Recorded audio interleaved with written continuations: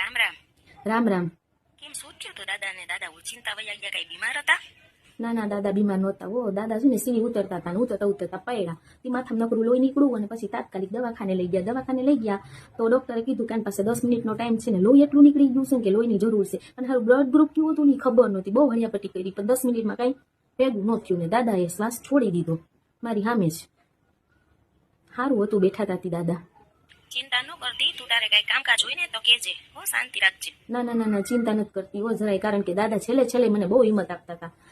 હા, છેલ્લે ગયા ને 10 મિનિટ હતી તોય મને ને 2 વાર કહી દીધું બી પોઝિટિવ.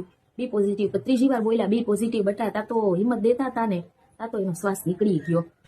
એ તારો બાપ બી પોઝિટિવ, તારા દાદાનું બ્લડ ગ્રુપ હતું.